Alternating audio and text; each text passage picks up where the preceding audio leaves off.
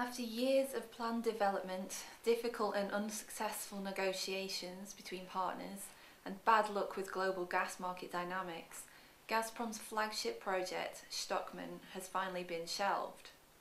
The main reason for the cancellation of the project is essentially the unfortunate reality that demand from Gazprom's main intended market, namely the USA and Europe, evaporated somewhat with the onset of the shale bonanza in the US and the subsequent fall in the price of gas on the global market.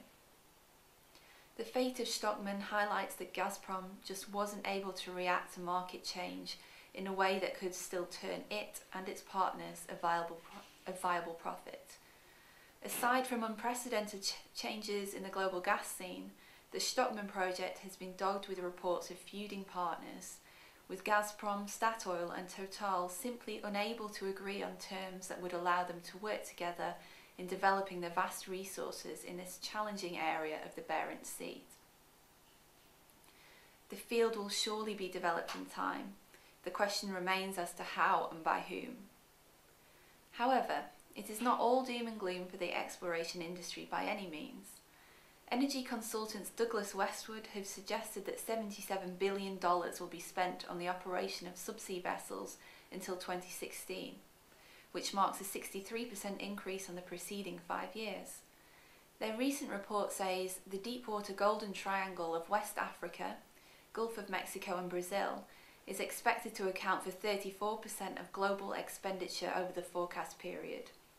Latin America is forecast to be the largest market with spend of $14 billion during 2012 to 2016, an increase of 94% on the previous 5-year period. The report predicts that North America has recovered sufficiently to make its market into the world's second largest.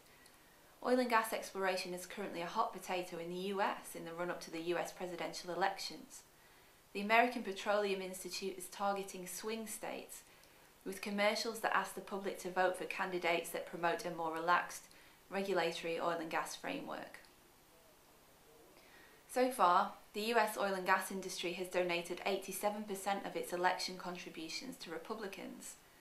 Critics of President Obama have suggested that his oil and gas strategy has stymied the industry. Mitt Romney has suggested that he would largely support the oil and gas industry's agenda. On the other side of the Atlantic, opportunities in exploration offshore the Mediterranean appear to be opening up at a positive rate. In the past few years, over 35 trillion square feet of gas have been found offshore Israel and Cyprus, and Italy has recently relaxed the ban that it imposed on oil drilling around its coast.